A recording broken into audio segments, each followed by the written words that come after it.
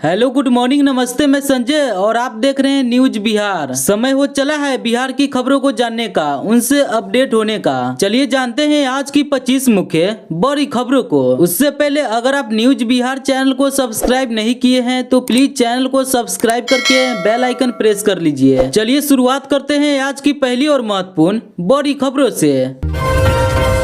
32वीं न्यायिक सेवा परीक्षा का परिणाम जारी, 153 उम्मीदवारों का हुआ चयन। बीपीएससी ने 32वीं न्यायिक सेवा परीक्षा 2023 का रिजल्ट घोषित कर दिया है। जूनियर डिवीजन में सिविल जज के लिए कुल 153 उम्मीदवारों को चयन किया गया है। बिहार लोक सेवा आयोग बीपीएससी ने कल यानी 28 नवम्बर को 32वीं न्यायिक सेवा परीक्षा 2023 का परिणाम घोषित कर दिया है। जूनियर डिवीजन में सिविल जज के लिए कुल 153 उम्मीदवारों को चयन किया गया है। साक्षात्कार के लिए उपस्थित होने वाले उम्मीदवार आधिकारिक वेबसाइट bpsc.bih.nic.in के माध्यम से अपनी मार्कशीट डाउनलोड कर सकते हैं। उम्मीदवारों को बीपीएससी 32वीं न्यायिक सेवा परीक्षा 2023 की मार्कशीट लॉगिन करके और डाउनलोड करने के लिए अपने रोल नंबर और जन्म तिथि या पंजीकरण संख्या और जन्म तिथि का उपयोग करना होगा। आयोग ने 12 नवंबर से 23 नवंबर 2024 के बीच मुख्य लिखित परीक्षा में उत्तीर्ण 463 उम्मीदवारों को साक्षात्कार लिया। बीपीएससी ने सिविल जजों की कुल 154 पदों को भरने के लिए न्यायिक सेवा भर्ती परीक्षा आयोजित की थी। आधिकारिक सूचना के अनुसार मुख्य लिखित परीक्षा से रोल नंबर 1,08,581 वाले एक उम्मीदवार का परिणाम रद्द कर दिया गया। शेष 458 उम्मीदवारों की मेरिट सूची मुख्य परीक्षा और साक्षात्कार में प्राप्त संयुक्त अंकों के आधार पर तैयार की गई है। 32वीं न्यायिक सेवा परीक्षा में हर्षिता सिंह अव्वल, देखे टॉप 10 की सूची और अंतिम कट ऑफ का अंक। बिहार लोक सेवा आयोग की 32वीं न्यायिक सेवा परीक्षा 2023 में हर्षिता सिंह ने टॉप किया है। बिहार लोक सेवा आयोग बीपीएससी ने 32वीं न्यायिक सेवा परीक्षा 2023 का अंतिम परिणाम घोषित कर दिया है। इस परीक्षा में साक्षात्कार के बाद कुल 153 उम्मीदवारों को सफल घोषित किया गया है। संबंधित उम्मीदवार आधिकारिक वेबसाइट पर जाकर परिणाम देख सकते हैं। इस बार हर्षिता सिंह ने परीक्षा में टॉप किया है। टॉप 32वीं न्यायिक सेवा परीक्षा 2023 के साक्षात्कार दौर के लिए 463 उम्मीदवारों को योग्य घोषित किया गया था। अंतिम परिणाम में 153 उम्मीदवारों का नाम शामिल है। इसमें सामान्य श्रेणी के 61 उम्मीदवार, ईडब्ल्यूएस के 15, एससी के 28, एसटी के 2, ईबीसी के 29 और बीसी कैटेगरी के 18 उम्मीदवार शामिल है। परीक्षा में हर्षिता सिंह ने परीक्षा में टॉप किया है। दूसरे स्थान पर सुकृति अग्रवाल है और तीसरा स्थान सुप्रिया गुप्ता ने सुरक्षित किया है। टॉप 10 उम्मीदवारों में से 9 महिलाएं शामिल है। कुल 153 अंतिम रूप से चयनित उम्मीदवारों में 75 महिलाएं शामिल है। मेरिट लिस्ट में टॉप 20 उम्मीदवारों में 16 महिला और 4 पुरुषों के नाम शामिल है। साक्षात्कार में शामिल एक उम्मीदवार के मुख्य परीक्षा का रिजल्ट रद्द कर दिया गया है। टॉप 10 उम्मीदवारों की सूची इस प्रकार है। 1 हर्षिता सिंह, 2 सुकृति अग्रवाल, 3 सुकृति अग्रवाल, 4 संभवी संस्कृतायन, 5 शिल्पा रानी, 6 शिवानी श्रीवास्तव, 7 सुरेंद्र कुमार, 8 बबली रानी, 9 अंकिता चौधरी, 10 राशि।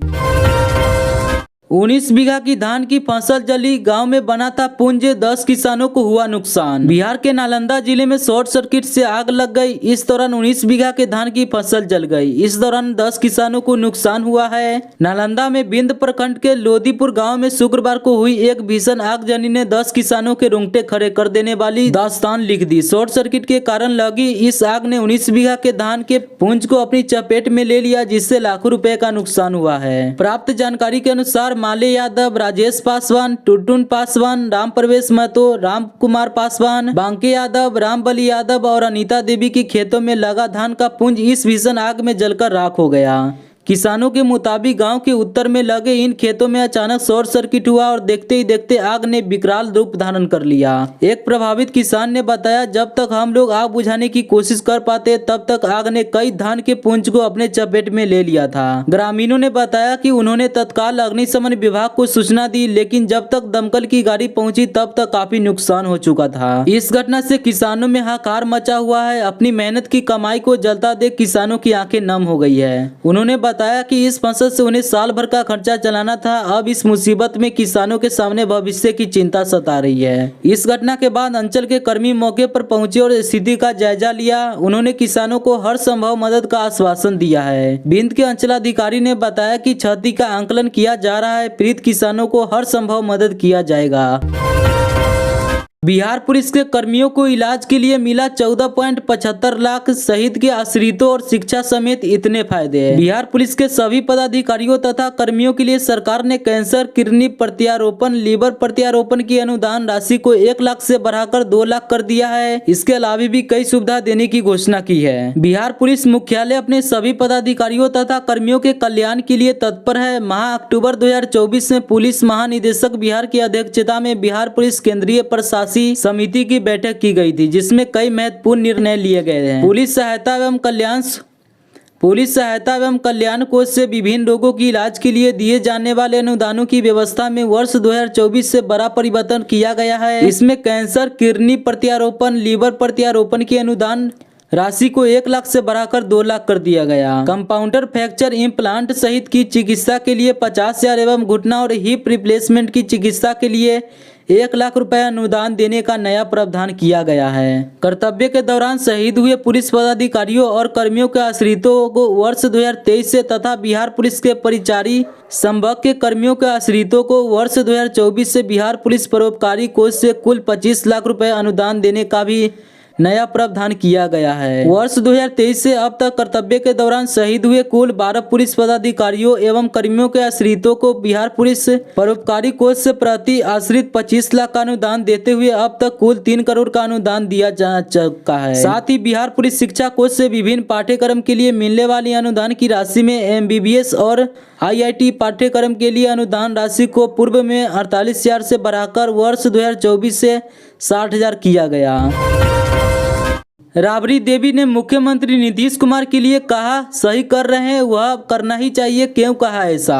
शीतकालीन सत्र के अंतिम दिन भी विधानमंडल में हंगामा होता रहा। दोनों सदनों में स्मार्ट मीटर के मुद्दे पर विपक्ष सरकार का विरोध करती रही। ऐसे में पूर्व मुख्यमंत्री राबड़ी देवी ने नीतीश कुमार के आगामी काम का समर्थन किया है। मुख्यमंत्री नीतीश कुमार महिला सम्मान यात्रा के लिए बिहार का दौरा करेंगे। पूर्व मुख्यमंत्री राबड़ी देवी ने उनकी इस यात्रा का समर्थन किया है। इस संबंध में नेता विरोधी दल राबड़ी देवी ने कहा कि निश्चित तौर पर मुख्यमंत्री नीतीश कुमार को यात्रा करने का हक है, उनको यात्रा करना ही चाहिए। लेकिन साथ ही स्मार्ट मीटर के मुद्दे पर उन्होंने कहा कि यह गलत है और इस मामले में मुख्यमंत्री नीतीश कुमार को विचार करना चाहिए। राबड़ी देवी विधान परिषद से निकलने के दौरान पत्रकारों से बात करते हुए कहा कि विकास कामों की समीक्षा करना ही चाहिए और अगर इसके लिए मुख्यमंत्री नीतीश कुमार यात्रा पर निकल रहे हैं तो कोई गलत बात नहीं है, उनको जाना ही चाहिए। राबड़ी देवी ने कहा कि हमें भी यात्रा का करने का हक है, हम भी जा रहे हैं। उन्होंने कहा कि यह अच्छी बात है कि महिलाओं को सम्मान मिलना चाहिए। स्मार्ट मीटर को लेकर पूर्व मुख्यमंत्री राबड़ी देवी ने कहा कि स्मार्ट मीटर को हटाना चाहिए।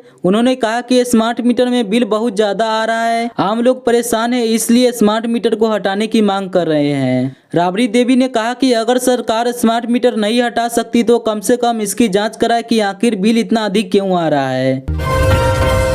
डेंगू हो रहा है बेकाबू, अब तक मिले 334 केस, जहां हो रही फॉगिंग वही मिल रहे मरीज। बिहार के मुजफ्फरपुर जिले में डेंगू लगातार पैर पसार रहा है। अब तक डेंगू के 334 केस सामने आए हैं। बताया जा रहा है कि जहां फॉगिंग हो रही है वहीं डेंगू के मरीज भी मिल रहे हैं। मुजफ्फरपुर जिले में डेंगू ने एक बार फिर से स्वास्थ्य विभाग की नींद उड़ा दी है। लगातार मिल रहे डेंगू मामले के कारण स्वास्थ्य विभाग में हड़कंप मचा हुआ है। वही लगातार बढ़ रहे डेंगू से 2 प्रखंड हॉटस्पॉट बन गए हैं और जिले के मीनापुर और मुसहरी प्रखंड में मामले जिले के आधा केस है। वही लगातार आ रहे मामले के कारण जिले की स्वास्थ्य विभाग ने फॉगी के लिए टीम बढ़ाए जाने के लिए निर्देश दिए गए हैं। बता दें कि जिले में अभी 334 कुल केस सामने आए हैं, जिसमें 2 प्रखंड मुसहरी प्रखंड 150 से अधिक केस मिले हैं। तो वही मीनापुर प्रखंड में 61 डेंगू केस मिले हैं, जो कि जिले के 16 प्रखंड में से 16 प्रखंड में अकेले आधा मामले। वही लगातार दावे भी फेल हो रहे हैं और डेंगू के मामले हर दिन आ रहे हैं।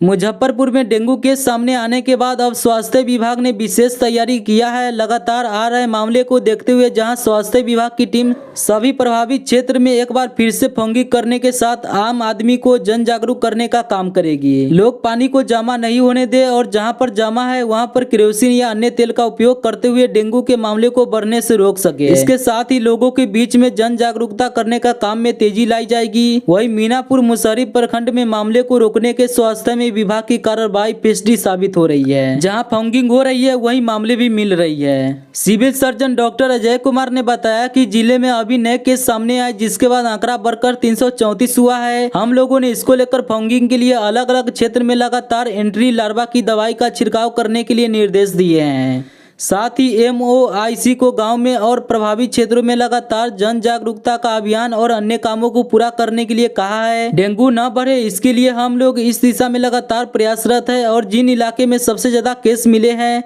वहां के लिए हम लोग एक विशेष टीम बनाकर काम कर रहे हैं। सीएम नीतीश कुमार अपने पिता को याद कर हुए भावुक। पुण्यतिथि पर पहुंचे नालंदा के स्मृति वाटिका। मुख्यमंत्री नीतीश कुमार ने शुक्रवार को अपने दिवंगत पिता रामलखन सिंह की 86वीं पुण्यतिथि पर भावुक श्रद्धांजलि अर्पित की। यह कार्यक्रम मुख्यमंत्री की पैतृक गांव नालंदा के हरनौत प्रखंड अंतर्गत कल्याण बिगहा गाँव के भैदराज रामलखन सिंह स्मृति वाटिका में आयोजित किया गया। बिहार के मुख्यमंत्री नीतीश कुमार शुक्रवार को अपने दिवंगत पिता रामलखन सिंह की 86वीं पुण्यतिथि पर भावुक श्रद्धांजलि अर्पित की। नालंदा जिले के हरनौत प्रखंड के कल्याण बिगहा गांव में आयोजित इस कार्यक्रम में न केवल एक पुत्र ने भावनात्मक संबंधों को दर्शाया बल्कि एक सार्वजनिक व्यक्तित्व की विरासत को भी याद किया। देवी स्थान में पूजा अर्चना के साथ ही नीतीश कुमार ने परंपरागत रीति रिवाजों को जीवंत रखते हुए देवी देवताओं को फल और मिठाई का प्रसाद अर्पित किया। इसके पश्चात वे अपने बेटे निशांत कुमार और परिवार के अन्य सदस्यों के साथ स्मृति वाटिका पहुंचे, जहां उनके पिता की आदमकद प्रतिमा स्थापित है। स्मृति वाटिका में एक अत्यंत भावुक क्षण देखने को मिला जब नीतीश कुमार ने अपने पिता की प्रतिमा पर पुष्प अर्पित किए। इस दौरान उन्होंने न केवल अपने पिता को याद किया बल्कि अपनी माता परमेश्वरी देवी और पत्नी मंजू सिन्हा की स्मृति में भी आंसू बहाए। BNMU के मैथिली प्रधानाध्यापकों का भारतीय संविधान के मैथिली अनुवाद में अहम योगदान, ये लोग रहे शामिल। मैथिली में संविधान की जब भी चर्चा होगी तो बिहार के कोसी प्रक्षेत्र और भूपेंद्र नारायण मंडल विश्वविद्यालय के अहम योगदान को लोग भूल नहीं पाएंगे। वैसे तो कोसी क्षेत्र को बाढ़ की विभीषिका के लिए विशेष जाना जाता है, लेकिन विद्वानों की भी कमी नहीं है। संविधान दिवस यानी 26 नवम्बर को राष्ट्रपति द्वारा संविधान के मैथिली रूपांतरण का लोकार्पण, जहाँ भारत के लिए गर्व की बात है, वही कोसी क्षेत्र और भूपेंद्र नारायण मंडल विश्वविद्यालय के लिए ऐतिहासिक दिन रहा। BNMU के मैथिली प्रधानाध्यापकों ने भारतीय संविधान के मैथिली अनुवाद में अहम भूमिका निभाई है। BNMU मधेपुरा के स्नातकोत्तर मैथिली विभाग, पश्चिमी परिसर PG सेंटर सहरसा और east and best teachers training college में भी भारत के संविधान का मैथिली भाषा में अनुवाद कार्यशाला का आयोजन भारतीय भाषा संस्थान मैसूर के संयुक्त तत्वावधान में किया गया था। मैसूर से आए भाषा साहित्य प्रतिनिधि डॉक्टर शंभू कुमार सिंह के दिशा निर्देशन में भारतीय संविधान का मैथिली भाषा में उपयुक्त सभी सम्मानित विद्वान शिक्षकों द्वारा भारत के संविधान का अनुवाद काम संपन्न किया गया था। बीते 26 नवंबर को संविधान दिवस के अवसर पर राष्ट्रपति द्रौपदी मुर्मू एवं प्रधानमंत्री नरेंद्र मोदी के साथ साथ उपराष्ट्रपति, लोकसभा अध्यक्ष, नेता प्रतिपक्ष और अन्य गणमान्य उपस्थित लोगों द्वारा भारतीय संविधान का लोकार्पण किया गया। इस ऐतिहासिक क्षण पर मैथिली से जुड़े लोगों ने मातृभाषा मैथिली के उत्तरोत्तर उन्नति पर हर्ष व्यक्त किया है। तेज रफ्तार कार अनियंत्रित होकर नहर में पलटी, 4 लोगों की मौत। बिहार के जहानाबाद जिले में सड़क हादसा हुआ है। दरअसल एक तेज रफ्तार कार अनियंत्रित होकर नहर में पलट गई। इस दौरान कार सवार 4 लोगों की मौत हो गई। जहानाबाद में सदर थाना क्षेत्र अंतर्गत प्रसादी इंग्लिश दूना छपरा के पास अनियंत्रित होकर एक कार नहर में पलट गई। घटना गुरुवार देर रात की है। इस हादसे में 4 लोगों की मौके पर ही मौत हो गई, जबकि 3 लोग जख्मी हो गए। घायलों को इलाज के लिए सदर अस्पताल में भर्ती कराया गया। ये सभी लोग खतरे से बाहर है। मृतकों में दूल्हे के मौसेरे बहन बहनोई भी शामिल है। बता दें कि औरंगाबाद के एक प्रशासनिक पदाधिकारी ने दुर्घटनाग्रस्त वाहन को देखा, जिसके अंदर से चीखने की आवाज आ रही थी। वे मौके पर पहुंचे और उन्होंने सदर थाने को इसके बारे में बताया, तब पुलिस पहुंची। इसके बाद घायलों को अस्पताल में भर्ती कराया गया। वहीं मृत लोगों के शव को पोस्टमार्टम के लिए सदर अस्पताल भेजा गया। जानकारी के अनुसार अरवल जिले के परासी थाना क्षेत्र के कामता गांव निवासी वीरेंद्र महतो के बेटे रवि कुमार की शादी थी। कार से रिश्तेदार बारात में पटना जा रहे थे। इसी क्रम में सदर थाना क्षेत्र प्रसादी इंग्लिश दूना छपरा के पास अनियंत्रित होकर कार नहर में पलट गई। कार में दूल्हे के मौसेरे बहनोई परमानंद अपनी पत्नी सोनी देवी के साथ अपने 2 वर्ष के बच्चे को लेकर बारात में जा रहे थे। कार में 7 लोग सवार थे। बताया गया कि मृतक बोधगया के रहने वाले थे। इस घटना में कामता गांव के रहने वाले विद्यापति मेहता की पुत्री प्रियंका कुमारी की भी मौत हो गई है। वही उसकी मां बुरी तरह जख्मी है। मृतक परमानंद के रिश्ते में लगने वाले साले नवनीत कुमार और सविता देवी दोनों जख्मी है। दोनों कुर्था थाना क्षेत्र के बिथरा गाँव के रहने वाले हैं। घटना के बारे में जिले के डीएम कुमार गौरव ने बताया कि घटना में 4 लोगों की मौत हो गई है, जबकि 3 लोगों को इलाज स्थानीय अस्पताल में चल रहा है। घायलों को स्थिति खतरे से बाहर है। शव को पोस्टमार्टम कराया जा रहा है। मृतकों के परिजनों को सरकारी प्रावधान के अनुसार सहायता प्रदान की जाएगी। इस हृदय विदारक घटना के बाद परिजनों में मातमी सन्नाटा पसर गया है। रक्सौल जंक्शन में लोहा चोरी मामले में 2 नेपाली सहित सहयोगी भारतीय चोर गिरफ्तार। नेपाल में करते थे सौदा।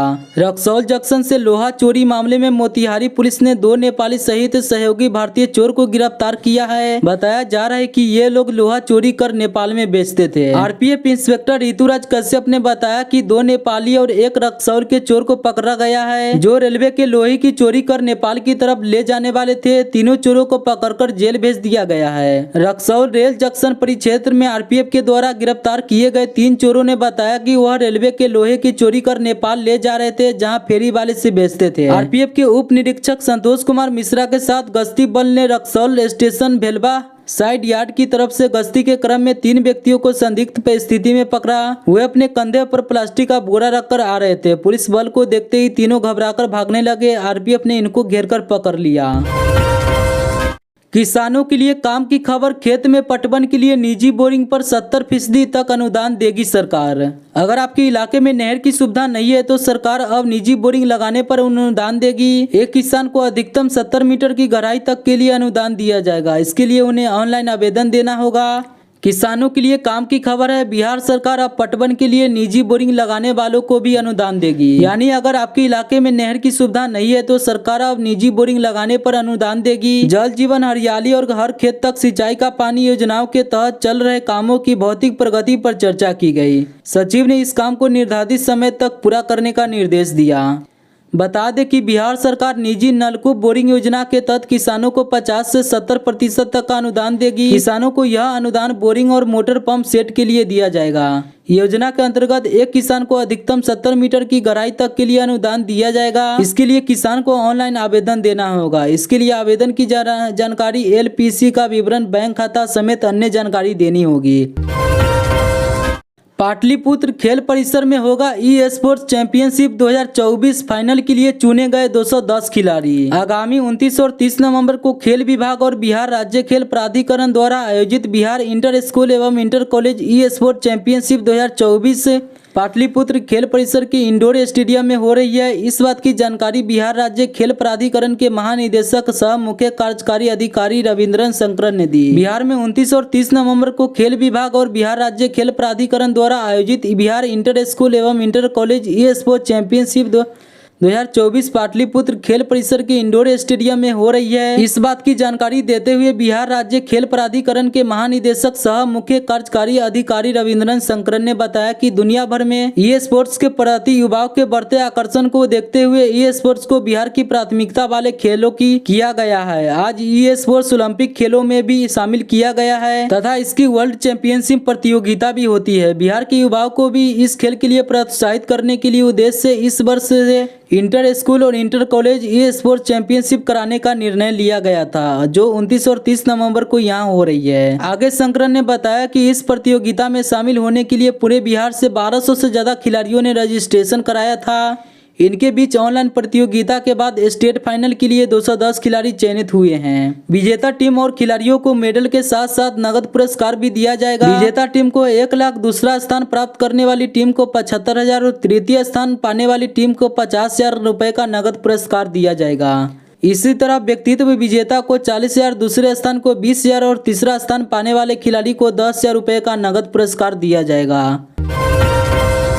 300 मृत वोटरों ने किया पैक्स चुनाव में मतदान, राज्य निर्वाचन आयोग से की शिकायत। जिला प्रशासन का दावा होता है कि चुनाव शांतिपूर्ण और स्वच्छ माहौल में संपन्न हुआ, लेकिन अगर यह बात भी सामने आए कि जिनकी मौत हो चुकी है वे लोग भी मतदान करने आए थे तो क्या ऐसे मतदाताओं की संख्या 1-2 नहीं बल्कि एक जिले में लगभग 300 है। बिहार पैक्स का चुनाव शांतिपूर्ण और स्वच्छ माहौल में संपन्न हो गया। परिणाम भी घोषित हो गए, लेकिन परिणाम की घोषणा होने के बाद एक खबर ने गया में हलचल मचा दी है। मतदान के बाद पता चला कि जिनकी मौत बहुत पहले हो चुकी है वे लोग मतदान में शामिल हुए थे। ऐसे मतदाताओं की संख्या 1-2 नहीं बल्कि 300 है। मामला बोधगया प्रखंड के मोचारिम की है।